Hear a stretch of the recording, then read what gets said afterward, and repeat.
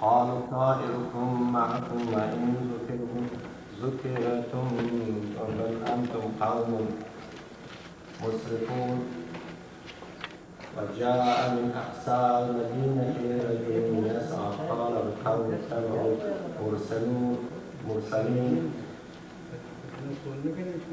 أتدعوا من لا يسألكم أجرا وهم مهتدون وما لي لا أعبد الذي فطرني وإليه ترجعون أتخذ من دونه آلهة إن يردني الرحمن بضر لا تغن عني شفاعتهم شيئا ولا ينقذون إني إذا لفي ضلال مبين إني آمنت بربكم فاسمعون.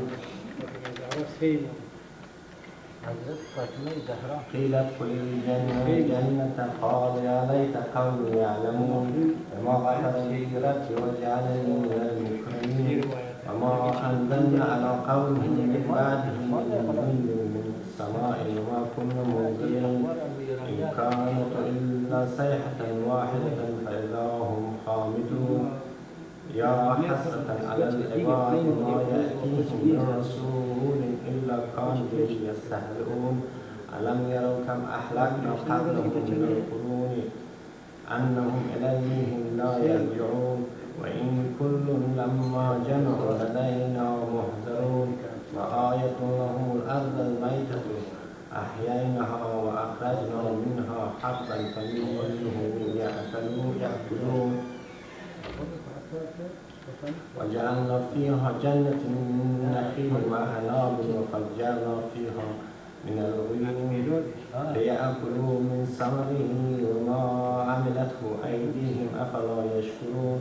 سبحان الذي خلق الأزواج كلها مما تنبت الأرض ومن أنفسهم مما لا يعلمون. وآية لهم الليل نسلخ منه النهار فإذا هم مظلمون. والشمس تجري لمستقر لها ذلك تقدير العزيز العليم. والقمر قدرناه منازل حتى عاد كالعرجون القديم. الشمس ينبغي لها أن تدرك القمر والليل والسابق النهار وكل في فلك يسبحون. وآية لهم أن حملنا ذريتهم في الفلك المشحون وخلقنا لهم من مثله ما يركبون وإن نشأ نغرقهم فلا صريخ لهم ولا هم ينقذون إلا رحمة منا ومتاعا إلى حين. وإذا قيل لهم اتقوا ما بين أيديكم وما خلفكم لعلكم ترحمون. وما تأتيهم من آية ربهم إلا كانوا عنها معرضين. وإذا قيل لهم أنفقوا مما رزقكم الله قال الذين كفروا للذين آمنوا أأتطعمون من لو يشاء الله أطعمه إن أنتم إلا في ضلال مبين. ويقولون متى هذا الوعد إن كنتم صادقين. ما ينظرون إلا صيحة واحدة تأخذوهم وهم يخصمون فلا يستطيعون توصية ولا إلى أهلهم يرجعون. ونفخ في الصور فإذا هم من الأجداث إلا إلى ربهم ينزلون. قال يعني لو واحد يسأل نفس هذا المسألة قالوا يا ويلنا من بعثنا من مرقدنا هذا ما وعد الرحمن وصدق المرسلون. إن كانت إلا صيحة واحدة فإذا هم جميع لدينا محضرون. فاليوم لا تظلم نفس شيئا ولا تجزون إلا ما كنتم تعملون. إن أصحاب الجنة اليوم في الشعور فاكهون هم وأزواجهم في ظلال على الأرائك متكئون لهم فيها فاكهة ولهم ما يدعون. سلام قولا من رب رحيم. وامتازوا اليوم أيها المجرمون ألم أحد إليكم يا بني آدم أن لا تعبدوا الشيطان إنه لكم عدو مبين وأن يعبدوني هذا صراط مستقيم ولقد أضل منكم جبل كثيرا أفلم تكونوا تعقلون هذه جهنم التي كنتم توعدون اصلوها اليوم بما كنتم تكفرون اليوم نختم على أفواههم وتكلمنا أيديهم وتشهد أرجلهم بما كانوا يكسبون ولو نشاء لطمسنا على أعينهم فاستبقوا الصراط فأنى يبصرون ولو نشاء لمسحناهم على مكانتهم فما استطاعوا مزيا ولا يرجعون ومن نعمره ننكسه في الخلق أفلا يعقلون وما علمناه الشعر وما ينبغي له إن هو إلا ذكر وقرآن مبين لينذر من كان حيا ويحق القول على الكافرين أولم يروا أنا خلقنا لهم مما عملت أيدينا أنعام فهم لها مالكون وذللناهم لهم فمنها ركوبهم ومنها يأكلون ولهم فيها منافع ومشارب أفلا يشكرون واتخذوا من دون الله آلهة لعلهم ينصرون لا يستطيعون نصرهم وهم لهم جند محضرون فلا يحزنك قولهم إنا نعلم ما يسرون وما يعلنون أولم يرى الإنسان أن خلقناه من نطفة فإذا هو حسيم مبين وضرب لنا مثلا ونسي خلقه فلا قال من يحيي العظام وهي رميم قل يحييها الذي أنشأها أول مرة وهو بكل خلق عليم إن الذي جعل لكم من شجر الأخضر نارا فإذا أنتم منه توقدون أوليس الذي خلق السماوات والأرض بقادر على أن يخلق مثلهم بلى وهو الخلق العليم إنما أمره إذا أراد شيئا أن يقول له كن فيكون فسبحان الذي بيده ملكوت كل شيء وإليه ترجعون صدق الله العلي العظيم صلوات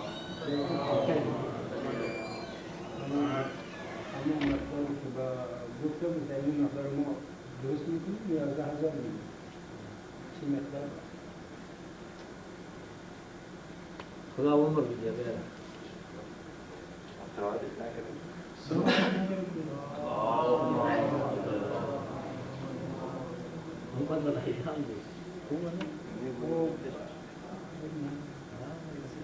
اے مومنوں جب مجلس شبیر میں آنا بچوں کا تمہیں واسطہ یہ بھول نہ جانا یہ سوچ کے جی کھول کے تم بہانا مجلس جہاں ہوگی وہاں حیا کی ہے سکینہ پانی نہ ملا آج بھی پیاسی ہے سکینہ پیاسی ہے سکینہ اللہ کرے آئے کبھی ایسا زمانہ ہو شام کے زندہ کی طرف آپ کا جانا پھٹ جائے گا دل دیکھ کے وہ غم کا ٹھکانہ بے حال ہوئی قبر میں سوتی ہے سکینہ پانی نہ ملا آج بھی پیاسی ہے سکینہ پیاسی ہے سکینہ من جانب دریا گئے عباس سے دلاور اور دریا سے مشکی زبر آباد مزتر دریا کی ہر ایک موج یہ کہتی تھی تڑپ کر ہے تیسرا دن ہائے تڑپتی ہے سکینہ پانی نہ ملا آج بھی پیاسی ہے سکینہ پیاسی ہے سکینہ جب 11 محرم کو سوئے شام سے دھاری دریا کی طرف دیکھ کے زینب یہ پکاری عباس نہ مر جائے بھتیجی یہ تمہاری بے حال میری گود میں بیٹھی ہے سکینہ پانی نہ ملا آج بھی پیاسی ہے سکینہ پیاسی ہے سکینہ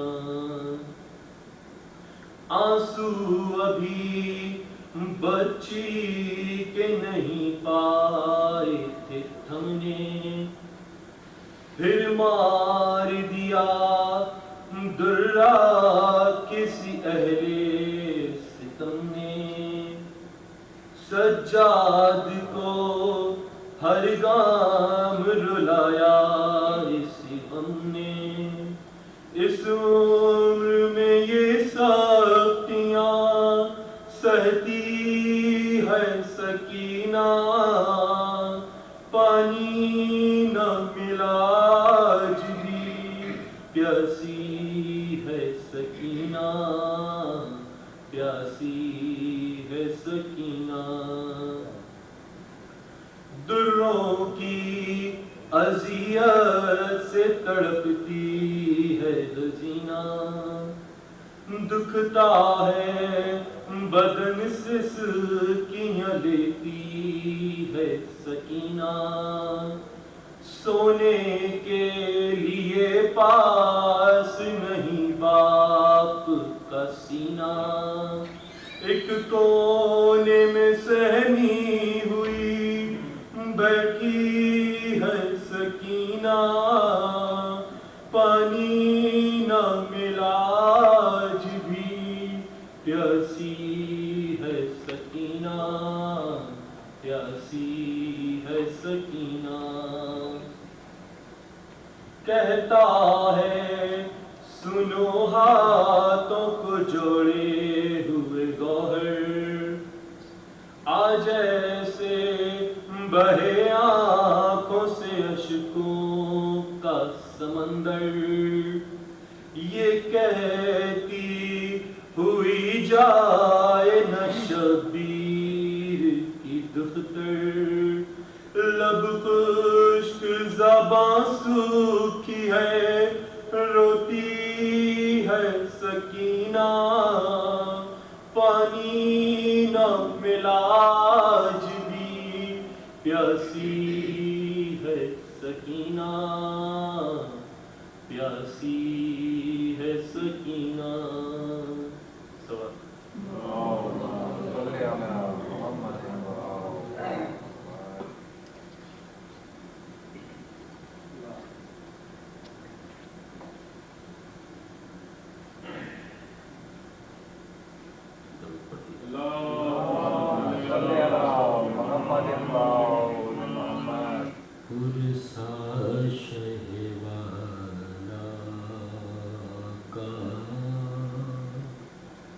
زہرا کو دیا جائے،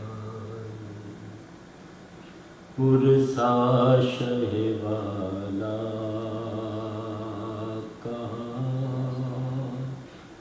زہرا کو دیا جائے، سب چاک غریباں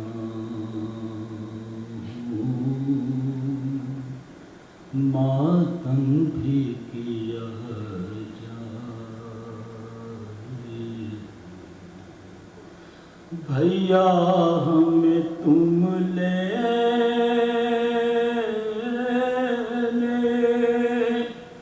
کب خیر سے آؤ گے، بھیا ہمیں تم لینے کب خیر سے آؤ گے، کب خیر سے آؤ گے، پیغام یہ صبح کا اب کس کو دیا جائے، سب چاک غریباں ماتم بھی کیا جائے، بھیا تیری میاں پر آئے گی بہن رنگ میں، بھیا تیری میاں پر آئے گی بہن رنگ میں، آئے گی بہن رنگ میں، زینب نے کہا سر سے جاتی ہے ردا جائے، سب چاک غریباں ماتم بھی کیا جائے، تھے بین سکینہ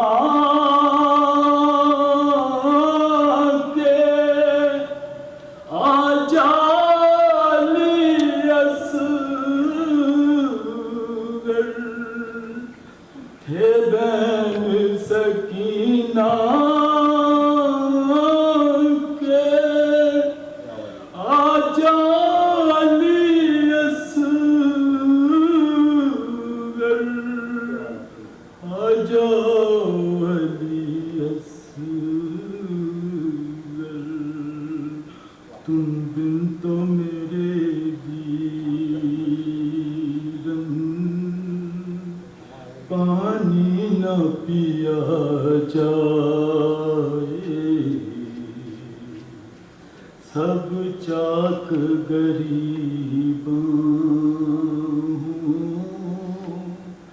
ماتم بھی کیا جائے، غربت میں یتیمی کی فریاد کرے کس سے، فریاد کرے کس سے، دربالی سکینہ کا جب چھین لیا جائے، سب چاک غریباں ماتم بھی کیا جائے، یہ کہہ کے ذکی توڑا دمبالی سکینہ نے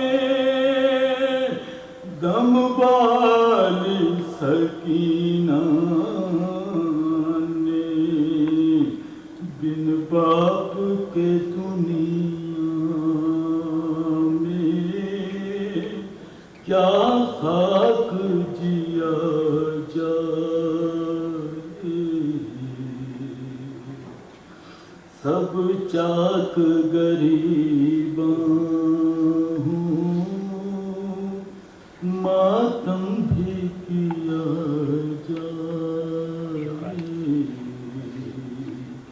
پرسا شہبالا کا زہرا کو دیا جائے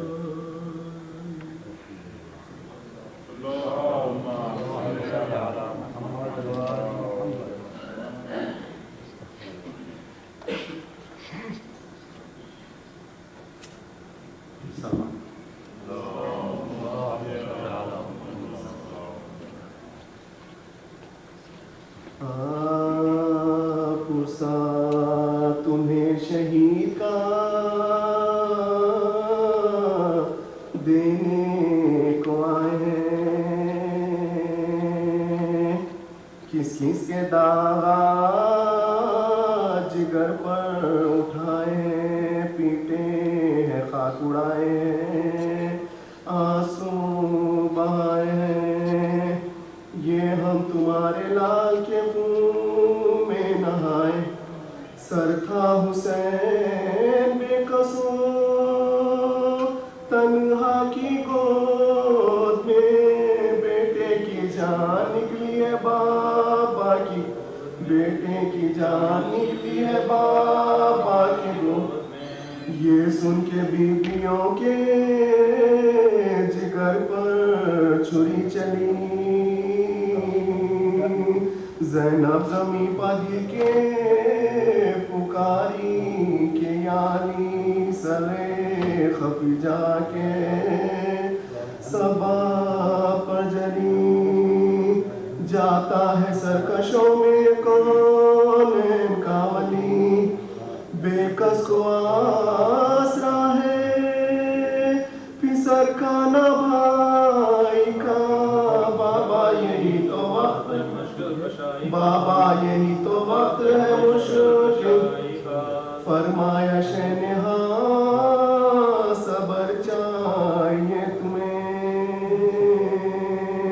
خالق کی یاد اور علم چاہیے تمہیں لپر رضا رضا کا سخن چاہیے تمہیں جو ماں کا تھا چلن وہ چلن چاہیے تمہیں اب آخری بہن یہ سواری ہماری ہے بعد البزرگ والوں کے باری دیکھا یہ کہہ کے والی سکینہ کو یا سے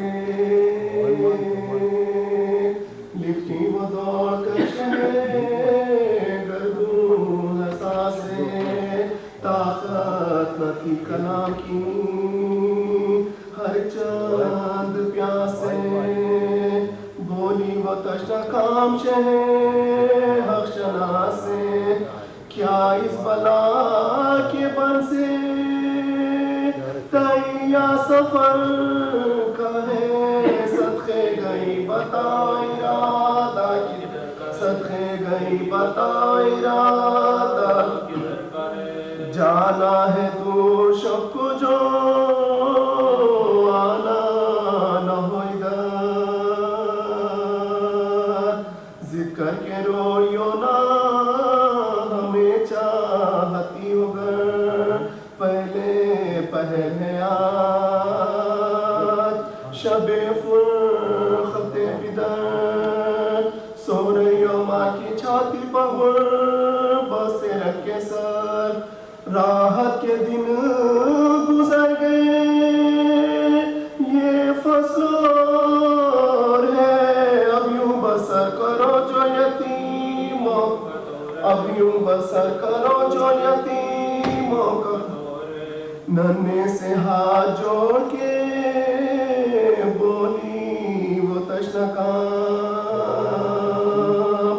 بتلائیے مجھے کہ یتیمی ہے کس کا نام آنکھوں سے خون بہا کے یہ کہنے لگے امام کھل جائے گا یہ درد عالم تم پہ تاب و شام بی بی نہ پوچھو کچھ یہ مصیبت عظیم ہے مر جائے جس کا باپ و بچہ یتیم مر جائے جس کا باپ و بچہ یتیم ہے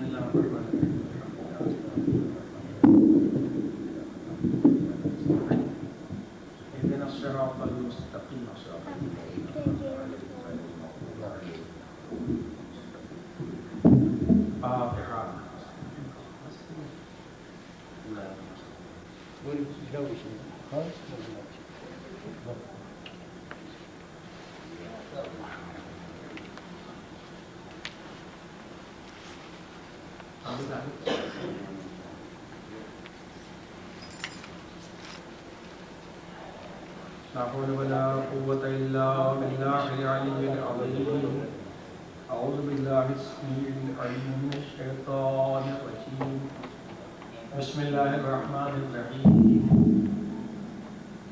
حسبنا الله ونعم الوكيل نعم المولى ونعم النصير الحمد لله رب العالمين والصلاة والسلام على النبي الأمي المكي المدني القرشي الهاشمي المطلبي النبتهي الاتحامي وآله الطيبين الطاهرين المعصومين المظلومين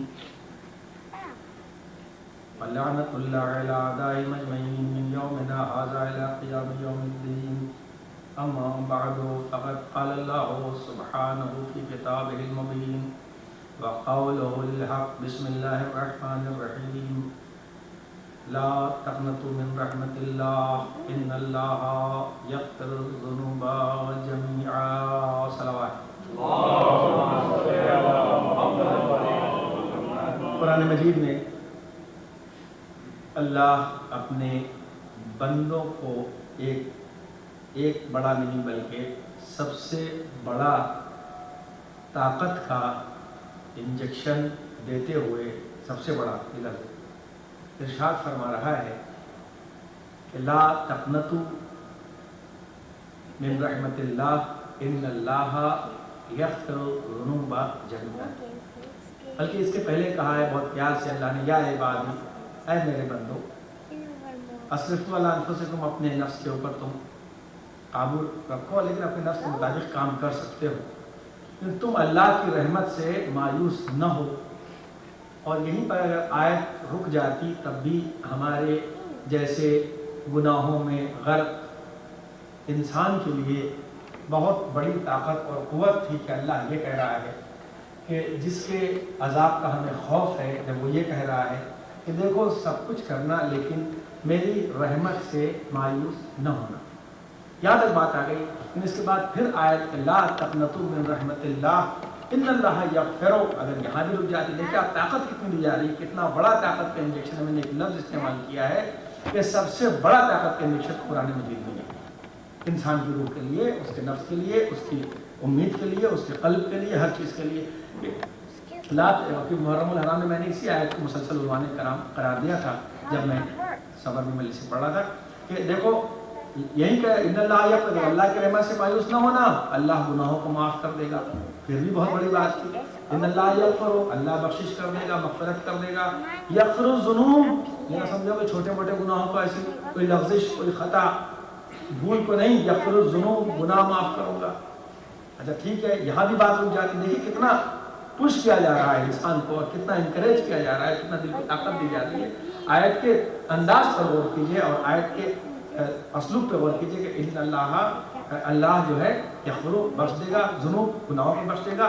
नहीं, उसके बाद जमीअन, ऑल, टोटल, जमिया माने सब के सब, कुल के कुल, तमाम के तमाम। ये वो तर्जुमे कर रहा हूँ, जैसे तर्जुमा में कोई शिया सुन्नी का तर्जुमा हो भी नहीं सकता तमाम किताबों में। यग़फ़िरु ज़ुनूब जमीअन, अल्लाह तमाम के तमाम गुनाहों को बख्श देगा। उसके बाद भी गफूर नहीं होगा, उसका मौका नहीं। तो इतने उसके बाद ये मालूम होता है कि ऐ मेरे बंदो, तुम अपने नफ्स पर तसर्रुफ करो। इसका मतलब ये ना समझें कि हराम इससे मुराद है, यानी बिल्कुल दुनिया छोड़ के तुम ऐसा ना किनारे हो जाओ। इन्नल्लाह यग़फ़िरु ज़ुनूब, अल्लाह तुम्हारे गुनाहों को बख्श देगा, जमीअन, तमाम के तमाम। इतनी बड़ी आयत कुरान मजीद में है और ऐसी न जाने कितनी आयतें हैं जो इस बात की तरफ बार बार मुतवज्जे करती हैं कि तुम अल्लाह की रहमत से अपने दिल को, अपने ख्यालात के जंजीर को, अपने क़ल्ब को, अपनी साइकोलॉजी को, अपने नफ्सियात को अल्लाह की रहमत से जोड़े रखना। यहाँ तक कि अब रहमत के कितने लफ्ज़ आए कुरान में, कितनी मरतबा इस्तेमाल हुआ, इसमें मैं ज़्यादा आपका वक्त नहीं लेना चाहता। लेकिन यह गौर कीजिए कि अल्लाह बिस्मिल्लाह के लिए हुक्म पैगम्बर फरमाते हैं कि कुल्लु अम्रिन ज़ी बालिन लम युब्दा बिस्मिल्लाह फहुवा अफ्तर, या बिस्मिल्लाह बाजरा लिखा था बसमला, बसमला के माने होते हैं बिस्मिल्लाहिर्रहमानिर्रहीम कहना। कुछ ऐसे मुख्तसर अल्फाज हैं जिनके लफ्ज़ी माने नहीं है बल्कि हमारे शरीयत की इस्तिलाह में कुछ और उसके माने, मसलन इस्तिरजा के माने होते हैं पलटना, लेकिन इसके माने होता है इन्ना लिल्लाहि व इन्ना इलैहि राजिऊन कहना। तहलील के माने होते हैं ला इलाहा इल्लल्लाह कहना। ये सब अलग अलग इस्तिलाहें हैं। लेकिन अल्लाह के तो अब रहमान का जब लफ्ज़ है तो अब रहमान का लफ्ज़ कहाँ इस्तेमाल होता है? हर काम जो बगैर बिस्मिल्लाह के शुरू किया जाए वो दुम कटा हुआ, ये माने होती है, यानी वो नाक़िस है, वो यानी वो कंप्लीट नहीं है और उसके मुकम्मल होने का कोई सवाल नहीं होता। पैगम्बर फरमाते हैं हर काम बिस्मिल्लाह से शुरू करो। अलावा सूरह तौबा के हर काम, हर का मतलब, अब आप जाए मिंबर की तहजीब इजाजत नहीं देती, हर का मतलब हर है, बस आगे आप बढ़ जाइए। समझ रहे हैं कि नहीं? आपने जहन में खुद समझ लीजिए, आप समझदार हैं, अक्लमंद हैं, बेदार मग़ज़ हैं कि हर काम जब शुरू करो तो बिस्मिल्लाह से शुरू करो।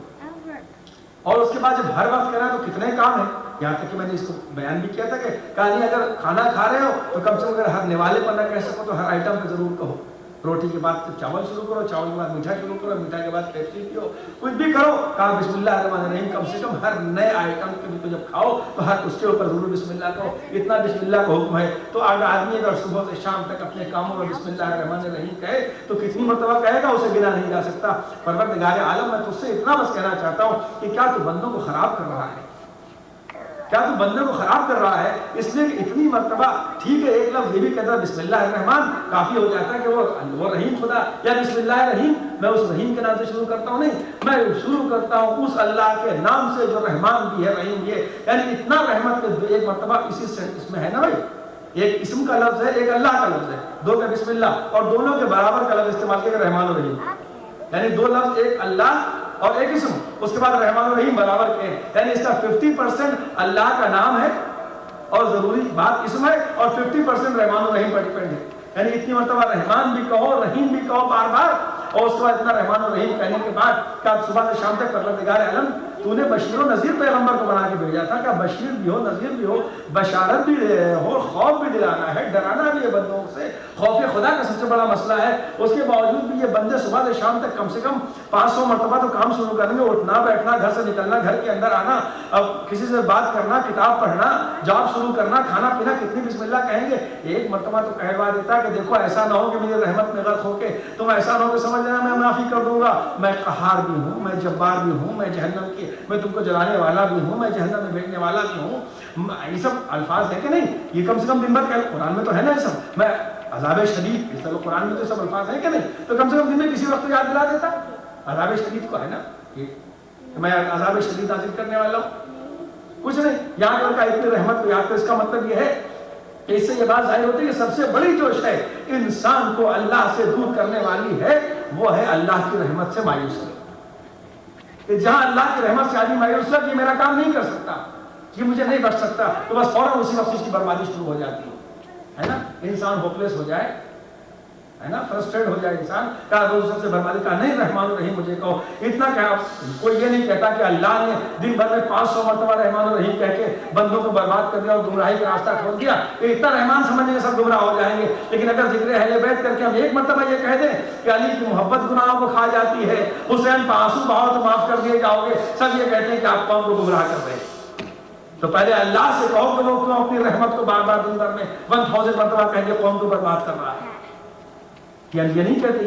ان حدیثوں کا مطلب یہ ہوتا ہے کہ اللہ کی رحمت سے مایوس نہ ہو، اور اللہ کی رحمت اگر ملے گی تو صرف در اہل بیت سے ملے گی، کسی اور راستے سے نہیں مل سکتی.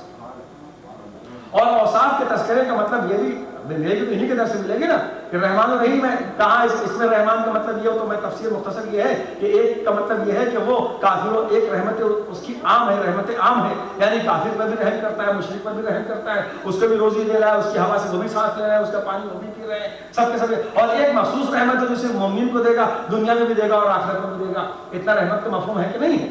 توجہ فرما رہے ہیں. جب اتنا رحمت کو اس کی مفہوم ہے کہ رحمان الرحیم سب کے لیے رحمت عام ہے، لیکن رحمت ملے گی کہاں سے؟ کہا رحمت ملے گی تو ان کے در سے ملے گی. اور اوصاف کے تذکرے سے ممکن ہے، میں نے کسی جگہ پڑھا تو نہیں، لیکن میں نے ایک بات غور کیا کہ اتنے اوصاف کے تذکرے سے اس بات کی طرف بھی اشارہ ہو سکتا ہے، اس لیے کہ اللہ آ کے رحم نہیں کرے گا کسی کے اوپر، آ کے نہیں سامنے آئے گا. یعنی مطلب کہ جب تمہارا خالق اتنا تم پر رحم کرتا ہے تو تم اپنے بندوں پر بھی اتنا ہی رحم رکھو. اسی لیے انبیاء پر ظلم ہوتا رہا، وہ آخر تک رحم کرتے رہے. اینٹیں اور پتھر مارتے گئے لوگ ان کے لیے دعا کرتے رہے، لوگ کانٹے بچھاتے رہے، انبیاء ان کے لیے دعا کرتے رہے، لوگ اذیتیں پہنچاتے رہے، انبیاء کیوں؟ اس لیے کہ وہ رحمان الرحیم کے نمائندے بن کر آئے. یعنی مطلب یہ ہے، اسی لیے حدیث میں یہ ہے کہ جو بندوں پر، پیغمبر اکرم کی حدیث ہے، جو بندوں پر اپنے غصے کو ٹالریٹ کر لے گا، برداشت کر لے گا، پھر اللہ اس کی بھی غلطیوں پر اپنے غصے کو برداشت کر لے گا. حدیث سنیا؟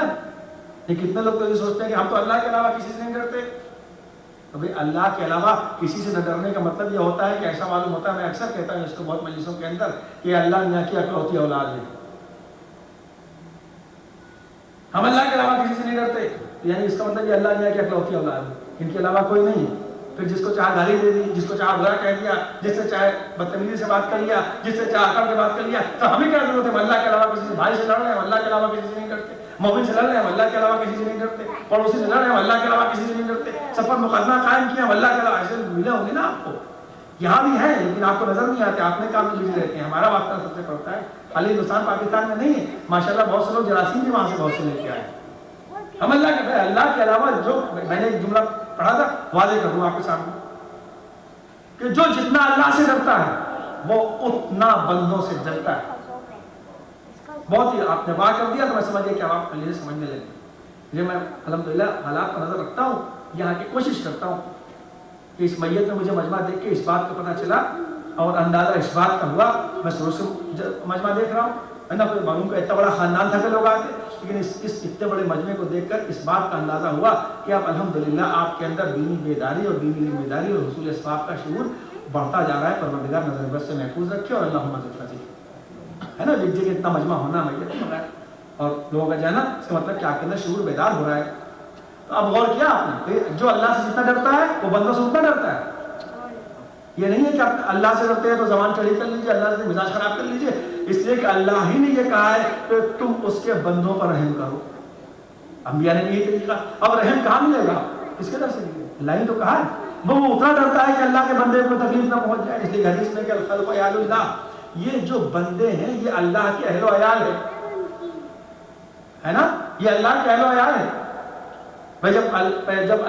جب موسیٰ سے کے لیے، جب موسیٰ نے فرعون کے لیے اللہ سے کہا پروردگار تیرے پاس اتنی طاقت ہے، اتنا یہ کرتا ہے، خدائی کا دعویٰ کرتا ہے، عذاب نازل کر دے، عذاب نازل کر دے. ابھی دماغ درست ہو جائے گا، دیکھیں کب تک خدائی کا دعویٰ کرتا ہے. تو پروردگار ایک مرتبہ کہتا ہے کہ اگر اس نے میرا بندہ ہونے سے انکار کیا ہے موسیٰ، تو میں نے اس کا خالق ہونے سے کہاں انکار کیا؟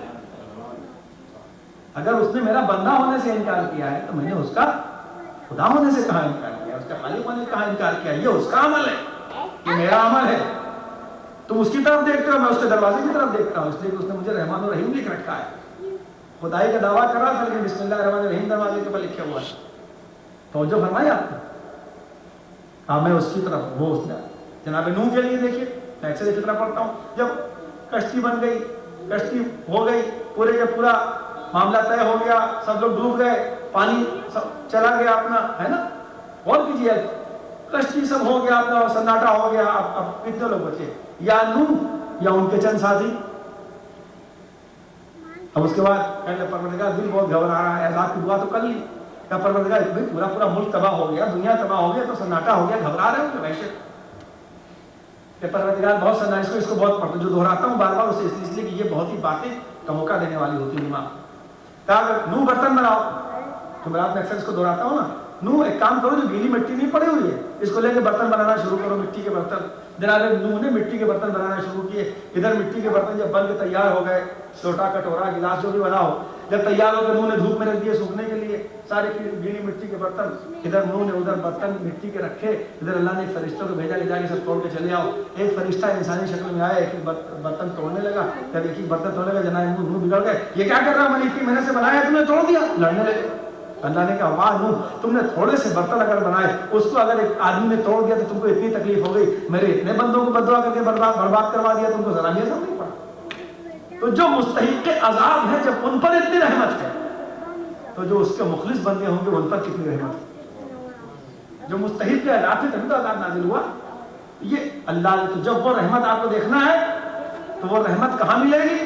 کچھ لوگ ایسے بھی ہیں، یہاں تو نوح غصے میں آ گئے، اللہ کے رحم کی حد باقی تھی، وہاں موسیٰ جلا، غصہ نہیں، غصہ حرام ہے، جلال میں آ گئے، وہاں موسیٰ جلال میں آ گئے، اللہ کی رحمت کی حدیں ابھی اور آگے تھی۔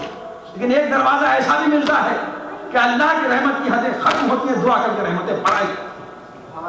اسی لیے کبھی انبیاء سے اہل بیت کا مقابلہ نہ کیا کرو، میں نے پڑھا تھا نا، سب سے مقابلہ ہر ایک کا ہو سکتا ہے، اہل بیت سے کسی کا مقابلہ نہیں ہو سکتا، اس لیے کہ یہ وہ ہیں انبیاء کہ جو اللہ جو بددعا کرتے ہیں اللہ کی رحمت آگے رہتی ہے، یہ وہ ہیں کہ جب اللہ کا عذاب شروع ہوتا ہے تو یہ دعا کر کے اس کی رحمت میں اضافہ کروا دیتے ہیں۔ صلوات بھیجو محمد علیہ جو فرمایا۔ اسی لیے شفیع کوئی نبی نہیں، یاد رکھیے گا کہ وہ شفاعت کرائے گا، شفیع صرف یہ ہے 14 جو شفاعت کرائیں گے۔ شفاعت کا مطلب ہی کیا ہوا کہ جب عذاب کا سلسلہ شروع ہو جائے تو عذاب کو رحمت میں بدلنے کا نام شفاعت ہے۔ جو فرمایا آپ نے، اسی لیے تو کچھ بچے ہیں جن کی بنا پر اہل بیت کو مانا جاتا ہے، کوئی مرتبہ کہتے ہیں الا ومن مات علی حب آل محمد مات شہیدا، جو آل محمد کی محبت میں مر جائے وہ شہید ہوتا ہے۔ رحمت تو ایسے بس رحمت کسی اور کے دروازے، اب دشمن اہل بیت کیا بات ہے، انبیاء کے دروازے پر رحم نہیں ملتا، منزل آئے پھنس جاتی، ایک منزل رحم کی وہاں بھی ملتی ہے۔ رحمت اگر چاہیے کہ رحمان و رحیم خدا کیسا ہے تو وہ کسی اور جگہ نہیں ملے گا۔ قرآن پڑھنے سے بھی کیا، پڑھ تو نہیں، جب تک پریکٹیکل نہ دیکھو کیسے معلوم خدا رحیم ہے کہ نہیں ہے نا؟ خدا رحیم ہے کیسے؟ خدا کی رحمت اگر دیکھنا ہے تو اس کے در کے اوپر آ کے دیکھو کہ جو ضرب کھا کے قاتل کی شدید درد سے تڑپ رہا ہے اور اس کے باوجود جو نمک سے افطار کر کے اور قاتل کو دودھ کا پیالہ پیش کرے، اس کے درد سے معلوم ہوگا اللہ رحمان و رحیم ہے کہ نہیں۔ صلوات بھیجو محمد علیہ۔ اللہ کی رحمت ان کے در پہ کیا ملے گا کہ جو اپنے رحم کے اس منزل پر جو قاتل پر اتنا رحم دل ہو، اور اس تکلیف کے عالم میں بتائیے کسی کے سامنے قاتل آ جائے اور جو اس تکلیف کے عالم میں ہو اور اس کے بعد وہ کہے کہ اس کی مشکل کھلوا دو اور اسے ہماری طرف دودھ کا پیالہ پیش کر دو، جب در اہل بیت پہ آؤ گے تب تمہیں معلوم ہوگا کہ اللہ کی رحمت کیا ہے۔ اسی لیے جب کوئی مرتا ہے تو ہم کربلا کا تذکرہ کرتے ہیں، اس لیے کہ انبیاء نے تو ایک دن کی بھوک بھی نہیں ہوئی تھی، بد دعا کے لیے ہاتھ اٹھا دیا۔ کربلا کے میدان میں بچے 3 دن کے بھوکے اور پیاسے رہے اور اسیر ہو گئے، 3 دن کے بھوکے پیاسے تو عاشور تک جو تھے وہ تھے، عاشور کے بعد سب تکلیف میں رہے۔ ان کو روایت کے لیے بتا دی کسی نے بد دعا کے لیے ہاتھ اٹھایا۔ غور کیجیے، آپ غور کرنے کی بات ہے، اگر رحمت اللہ کی ملے گی تو ان کے در جا کے ملے گی کہ جائے 5-6 سال کے بچے بھی 3 دن کی بھوک اور پیاس کے درمیان میں بھی یہ بد دعا کرنا تو بات کی بات ہے۔ کوئی جھوٹی سے جھوٹی تاریخ میں یہ نہیں ملتا کسی بچے نے بھی کہا ہو مولا سے کہ یا حسین اگر آپ بد دعا کر دیں تو یہ تباہ ہو جائے۔ یہ ہے اہل بیت کے گھرانے کے بچے کی منزل، توجہ فرمائیں گے، یہ ہے اہل بیت کے گھرانے کے بچوں کی منزل ہے۔ کسی کو ایک روایت بتا دیا، قید خانے تک چوتھے امام کے دور تک مدینے تک آنے تک کوئی ایک روایت بتا دیا، کوئی روایت جھوٹی سے جھوٹی کسی نے نقل کی، کسی بچے نے کہا ہو ادھر بھی اتنا ستا رہے تو بد دعا کرو۔ تو رحمت کا آخری دروازہ تمام حدیثوں میں ہے کہ توبہ کے قبول کا آخری دروازہ در حسین ہے۔ حدیثوں میں نچوڑ پڑھ رہا ہوں، حدیث ایک نہیں پڑھ رہا، مسلسل روایت کی۔ آخری دروازہ در حسین، جو یہاں نہیں معاف کیا گیا وہ کہیں نہیں معاف کیا گیا۔ یہ ہے اور جو فرمایا آپ نے، اس لیے جب ہمارے کا کوئی مرتا ہے تو مجلس کیوں کرتے اور کیوں ذکر حسین کرتے ہیں؟ تاکہ رحم کا جذبہ باقی رہے۔ اور یہ وہ فرض ہے، اسی لیے ہم دنیا میں کسی سے معروف نہیں ہونے دیتے۔ آج میں نے خطبہ جمعہ میں یہی بات کہی تھی کہ آپ سمجھتے میں تقریباً کیوں ایسی کرتا ہوں، کیوں ایسی بات کرتا ہوں؟ اس لیے کہ جس ملک میں آپ سانس لے رہے ہیں یا ٹھیک ہے بڑی آسانیاں ہیں، سسٹم اچھا ہے، مگر ایک بات میں دیکھتا ہوں، یہ میرا مطالعہ، یہ مشاہدہ ہے، میں نے خطبہ جمعہ میں کہا تھا، اسے دوہرا رہا ہوں، جو لوگ موجود تھے ان سے معذرت چاہتا ہوں کہ آخر سوال یہ کرتا، میں نے خود اپنی آنکھوں سے جو دیکھا، میں آنکھوں سے یہاں دیکھا نہیں دیکھتا ہوں، وہ لوگ جو ہندوستان پاکستان کے اندر 20 سال کے، 25 سال کے، 18 سال کے عمر کے بعد آئے ہیں،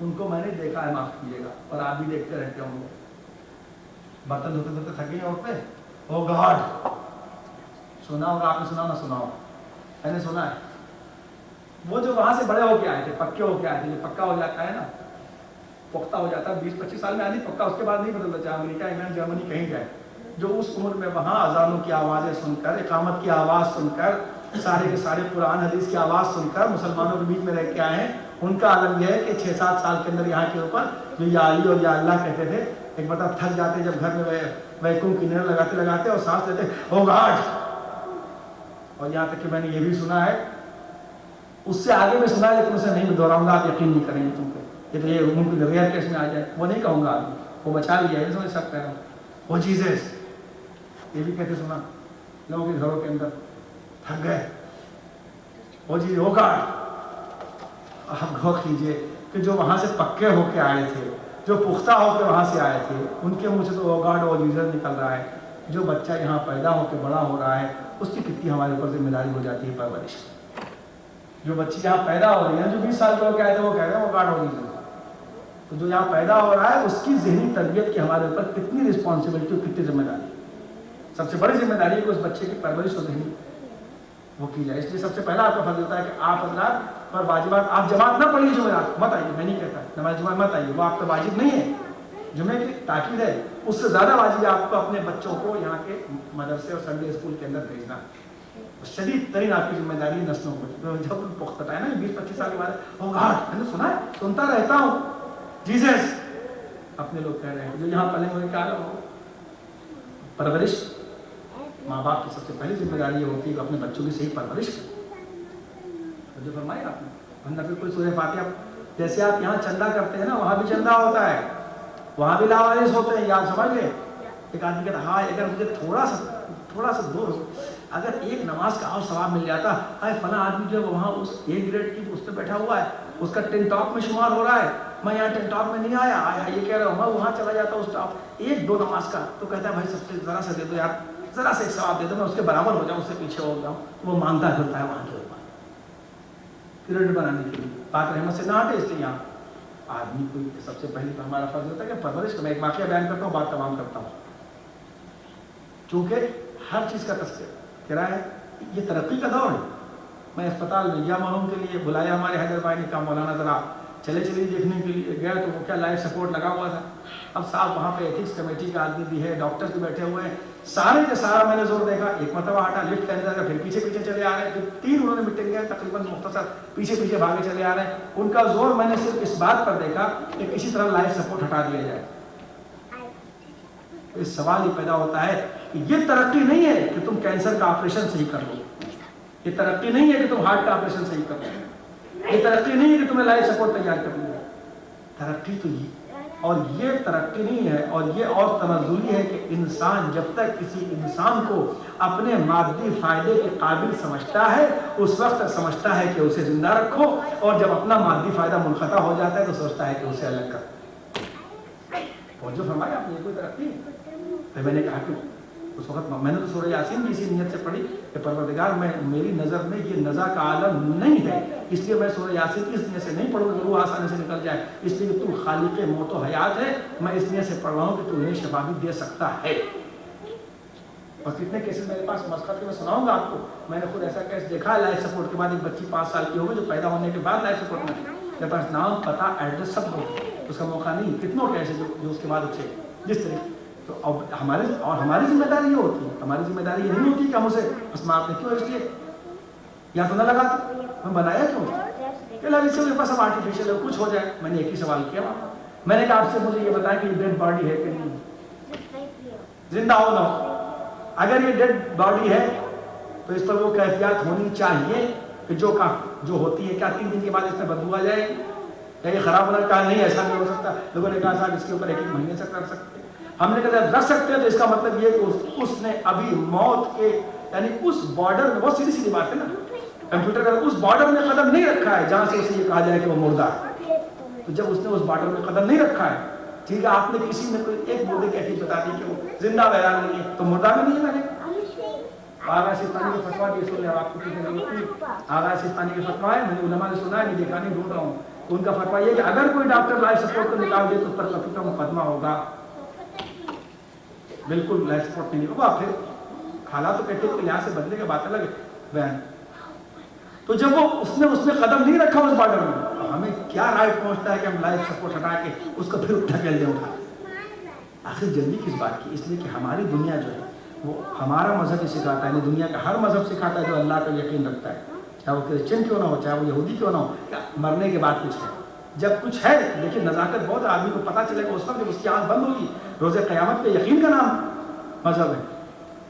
सवाल ये पैदा होता है हो सकता है कि वो जो आदमी मसलन मरहूम को अगर बाई चांस, जैसा लोग कहते हैं लाइफ सपोर्ट हटा देते, कोई भी ऐसा हो, चलिए मैं एक पर्टिकुलर मिसाल नहीं देता, जनरल मिसाल कि मसलन आज कौन दिन है, फ्राइडे, आज जुमा है, आज किसी को लाइफ सपोर्ट लग गया, वो संडे मॉर्निंग तक जिंदा रहा, किसी तरह भी लग गया, न लगाते बात उसका मतलब है, तो कल सैटरडे दिन भर जिंदा रहा और एक रात जिंदा रहा। हो सकता है कि उसकी एक खिदमत पर किसी की नजात जो रही हो सकता है कि उसकी औलाद के एक चमचा दवा पिलाने पर या जो $1 खर्च कर रहा है वो अपने बाप के लिए, हो सकता है कि उसकी पूरी नजात की जिंदगी भर के उसको जो गुनाह हो सकता है उसको 10 लाख का जहन्नम, 10 लाख साल का जहन्नम और 5 लाख साल का जहन्नम हो, और उसकी एक खिदमत पर हो सकता है कि अल्लाह उसको माइनस कर दे, उसको बख्श दे, उसकी बीवी को बख्श दे, बच्चे किसको चाहे बख्श दे। हम मोमिन किसी की एक अयादत पर उसकी हो सकता है कि मेरे गुनाह बख्श दिए जाए पूरी जिंदगी भर के। तो जब तक आखिरत से सिला जुड़ा रहेगा उस वक्त तक इंसान की जिंदगी और हयात कामयाब है, और जब आखिरत से हट जाएगा तो ह्यूमैनिटी की बातें, बेवकूफ़ी की बातें माफ कीजिएगा, इंसानियत क्या, इंसानियत के नाम पे कीजिए, या मौजूद जरा अलग बात, इंसानियत किस बला का नाम है, ह्यूमैनिटी किस बला का नाम है, किस बला का नाम ह्यूमैनिटी है भाई साहब। मुझे जीना है साहब, आखिरत अगर कुछ नहीं है तो फिर डकैती करके भी जीऊंगा, चोरी करके भी जीऊंगा, गोली मार के भी पैसा छीनूंगा, इंसानियत किस बला का नाम है। मुझे जीना है, दुनिया का है, मरने के बाद कुछ नहीं है, मुझसे क्या मतलब दूसरा मरे चाहे जिए, जहाँ से पैसा आ गया स्मगलिंग करके जिए आदमी जैसे चाहे जिए, जब कुछ है नहीं मरने के बाद तो ये लाइफ क्यों खराब करेगा, फिर इस को अहमियत नहीं है। अहमियत उस वक्त होती है जब बात गुरबतन अल्लाह से होती है। आदमी जो करता है रिस्पॉन्स है, ये मौजूद है, मैंने कह दिया इसलिए कि आजकल मैं कोशिश कर रहा हूँ कि वक्त में खत्म हो बात और मौजूद से ना हटे। तो जब तक आखिरत का यकीन न हो, ला तक़नतू मिन रहमतिल्लाह, उम्मीद पर दुनिया का है, अल्लाह ने उम्मीद किसी वक्त भी आदमी अल्लाह की रहमत से लगे हैं। एक वाक़या बयान करता हूँ, बात तमाम, पढ़ना तो बहुत कुछ था लेकिन बस वक्त खत्म हो रहा है, नमाज में देर में आने की माजरत, लेकिन चूंकि मैं तो तलवाम से तो नमाज याद नहीं की है इसलिए मुख्तसर नमाजी पढ़ाना जानता हूँ। सलावत भेजी मोहम्मद अली मोहम्मद। एक औरत थी जिसका शौहर सफर में गया हुआ था, एक औरत थी उसका शौहर सफर में गया हुआ था, उसने कह दिया देखो जब तक मैं ना आऊं, आप बीच में एक बात मैं कही अरे जल्दी में रहेगी कि आजकल सारे चैप्टर हैं लेकिन शौहर की अजमत और अहमियत पे कोई चैप्टर कहीं नहीं लिखा इस दुनिया के अंदर, पर इसी का है कि शौहर को इतना कम किया जाए, शौहर को दबाया वगैरह वगैरह वगैरह बहुत लंबा है। एक शौहर की भी कोई अहमियत और अजमत एज ए शौहर जो 8 घंटा 10 घंटा जॉब करके मर के खप के सुबह से शाम तक सर कहकर और किबला कहकर और काबा कहकर और साहब कहकर और मर कर बेचारा साइकोलॉजिकल एतबार से दिमागी एतबार से थक के मर के जो कमा के इसकी वजह से घर है गाड़ी सब कुछ है, वो शौहर जो मर के आ रहा है उसको जरा से कम अपने घर में आने के बाद सुकून मिल जाए। अपनी बीवी से इसका कोई चक्कर नहीं, बराबर का लड़ाने के पूरे चक्कर है पूरी दुनिया के अंदर। जब इस्लाम की बात करो तो लोग कहते हैं साहब ऐसी बात है आप कर रहे हैं, इस्लाम औरत को कोई हक नहीं, مجھے بیان کا مختصر یہ جلدی جلدی پیغمبر صلی اللہ علیہ وسلم نے کہا دیکھو جب تک میں نہ آؤں تم گھر سے نہ نکلنا. اس کے بعد کی طبیعت خراب ہو گئی. اس کے بعد کی لڑکی کے بعد کی اس کے بعد کی طبیعت بہت خراب ہو گئی. اس نے کہا کیا کریں شوہر منع کر کے گیا ہے. مجھے پیغمبر کے پاس آدمی بھیجا کہ یا رسول اللہ میرے باپ کی طبیعت بہت خراب ہے میں چلی جاؤں. یا رسول اللہ میرے باپ کی طبیعت بہت خراب ہے میں چلی جاؤں. پیغمبر نے کہا کہ شوہر نے کیا کہا تھا. کہا شوہر یہ کہہ کے سفر میں گیا ہے کہ مت جانا جب تک میں نہ آؤں. کہا جب شوہر منع کر کے گیا ہے تو میں حکم نہیں دوں گا. اس سے کہہ دو کہ شوہر کی طبیعت خراب ہے. کچھ دن کے بعد اس کے باپ کی طبیعت اور خراب ہو گئی. حالت اور خراب ہو گئی. اس نے پھر پیغمبر کے پاس آدمی بھیجا. کہا پوچھو ایس سرکار آپ بتائیں اس کے باپ کی طبیعت بہت خراب ہے جائے. اور شوہر نے کیا کہا تھا. شوہر یہ کہہ کے گیا تھا میں نہ آؤں اس وقت تک فیصلہ نہیں کرنا. تو کہہ دو نہ جائے باپ کی طبیعت خراب ہے باپ سیریس ہے حالت ہے نہ جائے. خبر آئی تو اس کا باپ مر گیا. خبر آئی جو اس کا باپ عورت کا مر گیا. لوگ آئے کہ یا رسول اللہ جس کو آپ نے اپنے باپ کی طبیعت خراب تھی جانے کے لیے منع کیا تھا اس کا کہ نہ جاؤ طبیعت خراب تھی اس کا باپ مر گیا.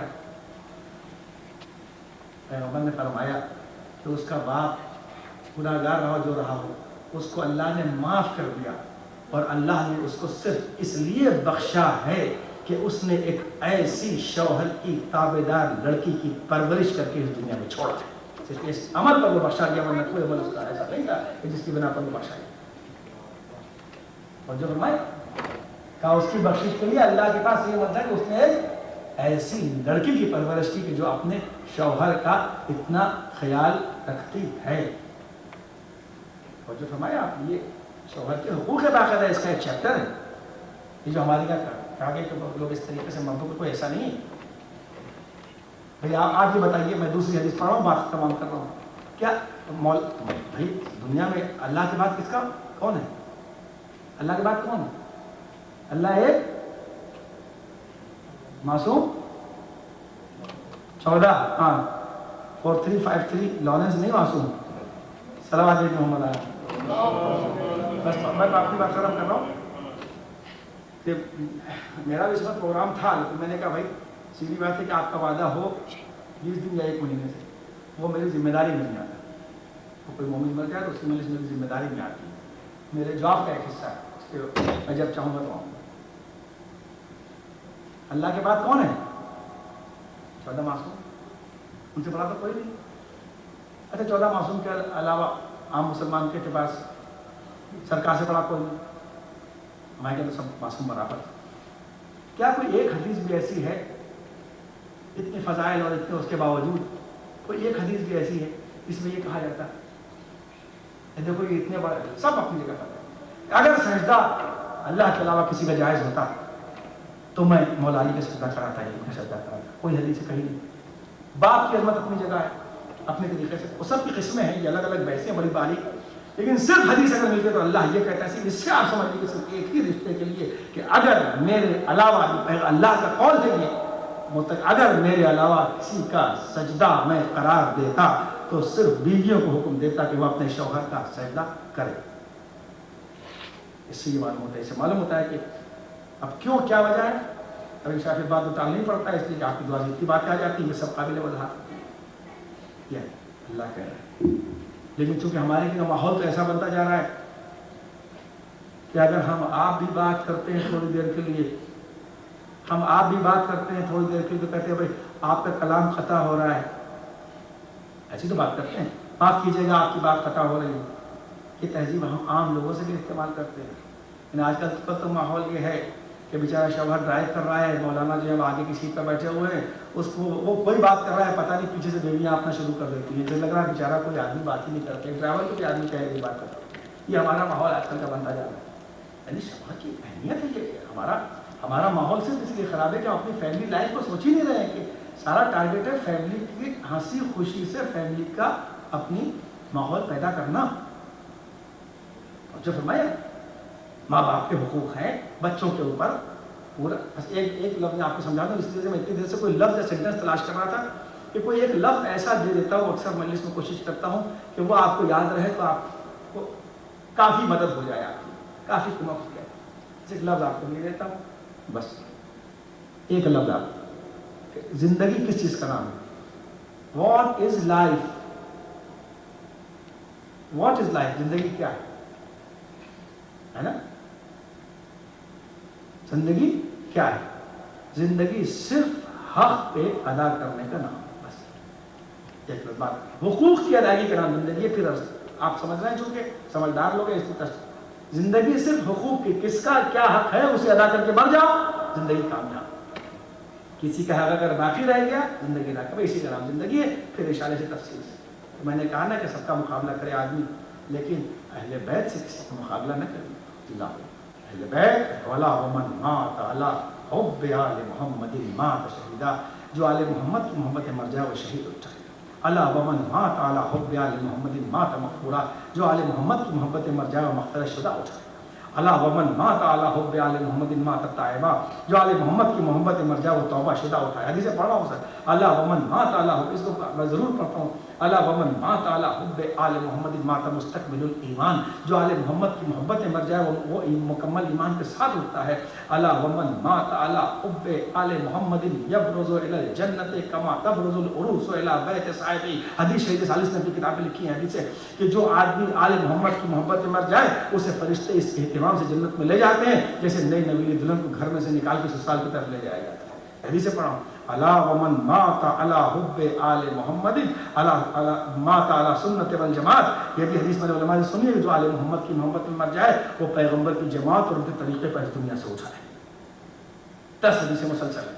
اللہ اکبر۔ ہم اہل بیت کا کیا مقابلہ کر سکتے ہیں؟ 4 سال کی بچی ہے، اتنی کی بھوکے اور پیاسی ہے، باپ سامنے تڑپ رہا ہے، بددعا نہیں کرتی۔ اللہ اکبر۔ اور کوئی مسائل کا سلسلہ کوئی وہاں سے نہیں شروع ہوا ہے۔ مسائل کا، اس لیے میں بیچ میں عرض کروں کہ مجھے دیکھ کے خوشی تھوڑی، میں اس لیے کہا نظر بس سے اللہ محفوظ رکھے۔ اگر ایسا کوئی موقع ہو تو آپ لوگ خیال رکھیں اس بات، کسی کا سنجم ہے 40واں ہے کیا جو بھی ہو، تو آپ حقوق کی ادائیگی، تاکہ پوری قوم ایک چین کی طرح، پوری قوم ایک ہار کی طرح۔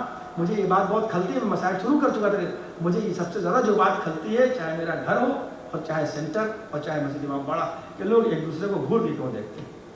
لوگ آئیں تو ایک دوسرے سے ہنس کے کریے، چاہے ایک پیار و محبت کا ماحول پیدا ہو۔ لفظ ایک پیار و محبت کا ماحول، آپ لوگ لفظ بہت زیادہ میری زبان سے سنتے ہوں گے۔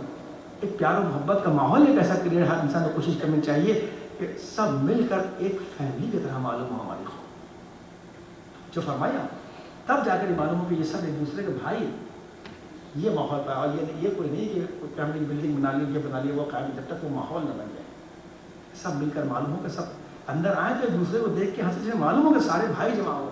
ایسے آپ نے دیکھا ہوگا کہ جن گھروں میں اللہ نے محبت کی نعمت عطا کی ہے، ان میں 4 بھائی 5 بھائی جمع ہوتے ہیں تو کیسے کئی قوم کی آوازیں ہوتی ہیں نا۔ اس طریقے سے یہ معلوم ہونا چاہیے، ہماری بہنیں جمع ہو تو وہ ماحول معلوم اندر کہ معلوم ہوا کہ 10 معصوم ہو، حسینی ہو، کوئی سینٹر ہو، کہیں بھی ہو دنیا کے اندر، یہاں ہو خراسان ہو، کہیں جمع ہو، یہ معلوم ہونا چاہیے کہ سب بہنیں جمع ہوئی آپس میں۔ بزرگ کو چھوٹی ہو تو معلوم ہو کہ ماں بیٹی آئی آپس میں آئی، اس تہذیب کی طرف اسلام آپ کو لانا چاہیے نا، اس تہذیب کی طرف لانا چاہتے ہیں۔ بس نے ختم کیا، لیکن ہر چیز کا مرکز کربلا ہے۔ یہ کربلا میں ہر چیز تھی، لیکن ہر چیز کے ساتھ ساتھ ایک چیز یہ بھی آپ کو نظر آئے گی کہ کربلا میں کوئی آپ کو ایسا نہیں نظر آئے گا کہ کسی نے تہذیب کے دامن کو اپنے ہاتھوں سے چھوڑا۔ تہذیب کے دامن کو ہاتھوں سے چھوڑا، اتنی چھوٹی سی بچی سکینہ ہے، تڑپ رہی ہے، گلے میں رسی بندی ہوئی ہے۔ ایک مرتبہ جب ظالم یہ کہتا ہے کہ بیٹھ جاؤ تو جواب کیا دیتی ہے؟ نہیں، مجھ سے بڑے کھڑے ہوئے ہیں تو میں کیسے بیٹھ جاؤں۔ یہ ہے تہذیب کا مظاہرہ کربلا کے میدان۔ اللہ اکبر۔ میری ماں بہنیں کھڑی ہیں، میری پھوپھی کھڑی ہے تو میں کیسے بیٹھ جاؤں۔ اس تہذیب کا مظاہرہ۔ اور کیسی حساس بچیاں کربلا کے میں آئی تھی کہ جب ایک مرتبہ حسین ابھی راہ میں کربلا نہیں پہنچے، حسین ابھی کربلا نہیں پہنچے ابھی تو حسین راستے میں ہے، اتنے ایک شخص آتا ہے اور کہتا ہے کہ آقا میں آپ سے کنارے بات کرنا چاہتا ہوں۔ کہا کہاں سے آ رہا ہے؟ امام نے پوچھا خود ہی اس سے کہ تو کہاں سے آ رہا ہے؟ کہا میں کوفے کی طرف سے آ رہا ہوں، تاخیر کی معذرت کے ساتھ، بس شاید 5 منٹ زیادہ ہو 5 منٹ بس ہوتا جاؤں چل فکرے کہہ کر۔ ایک بار کہا کدھر سے آ رہے ہو؟ کہا کوفے سے آ رہا ہوں۔ اچھا کوفے سے آ رہے ہو؟ کہا میرا بھائی وہاں کے اوپر مسلم ہے، اس کی کوئی خبر ہے؟ کہا آقا کنارے آ جائیے۔ کنارے لے گیا، سر سے ماما اتار کے پھینکا۔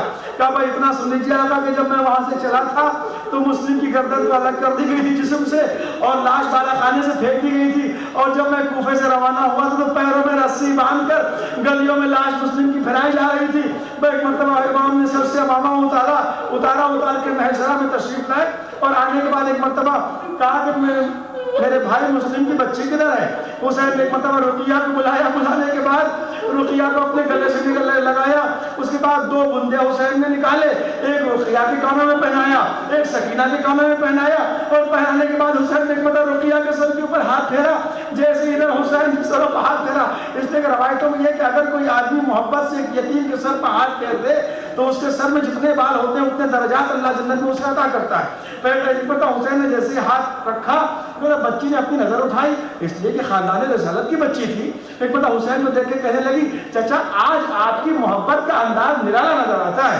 آج وہ محبت کا انداز نہیں ہے جو مدینے سے چلنے کے بعد ہمیشہ ہوا کرتا تھا.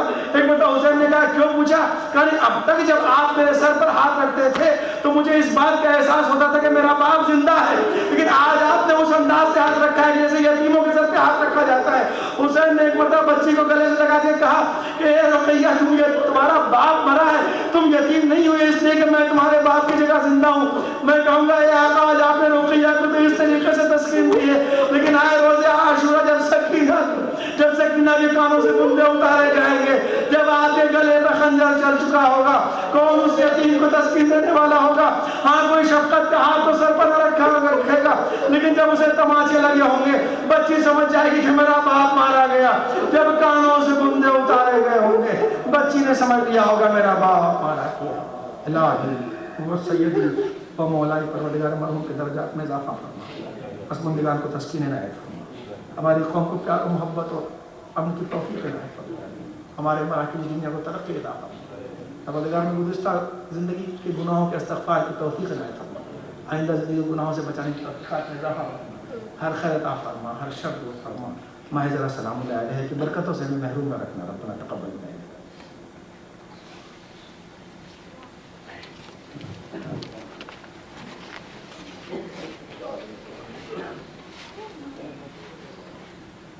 السلام علیکم ورحمۃ اللہ. السلام علیکم رسول اللہ. السلام علیکم ورحمۃ اللہ وبرکاتہ. السلام علیکم ورحمۃ اللہ وبرکاتہ. السلام علیکم یا خلیفۃ الغرباء. السلام علیکم الفقراء والفقراء.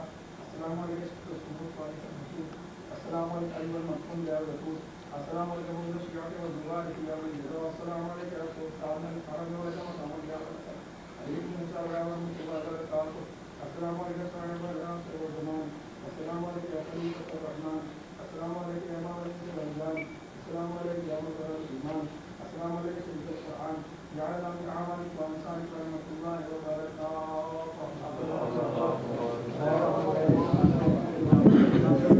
مجاہد حسین صاحب کے روح پہ صاف فرمان. بسم اللہ الرحمن الرحیم. الحمدللہ رب العالمین الرحمن الرحیم مالک یوم الدین ایاک نعبد و ایاک نستعین اهدنا الصراط المستقيم صراط الذين أنعمت عليهم غير المغضوب عليهم ولا الضالين. اللهم صل على محمد.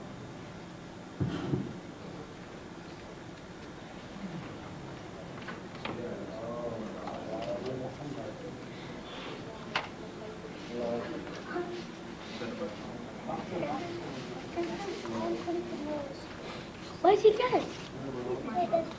Where's Bill?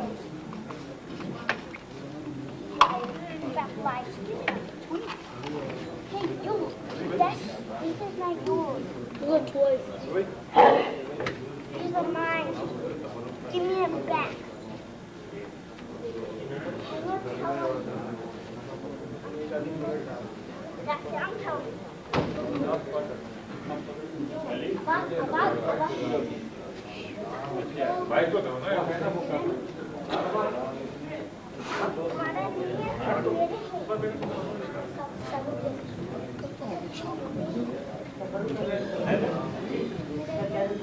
آپ سب سے التماس ہے کہ جس تبرک کا انتظام ہے آپ سب پہنچتے ہیں نیچے.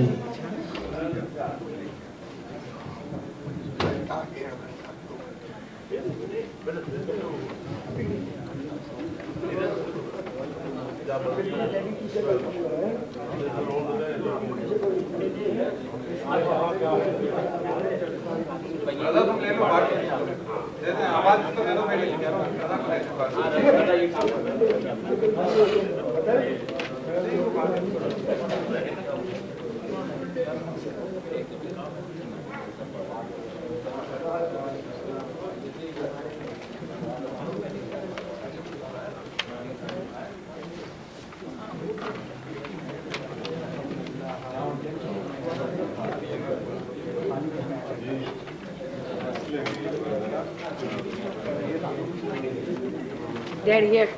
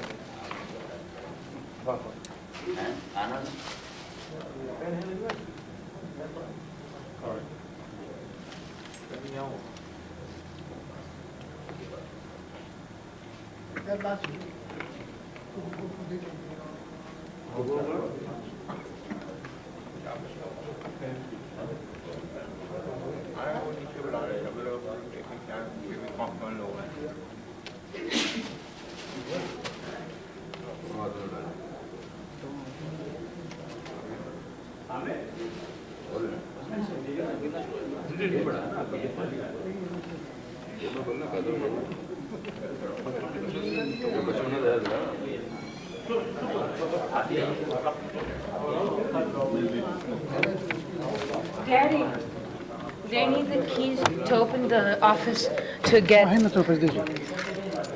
get the spoons.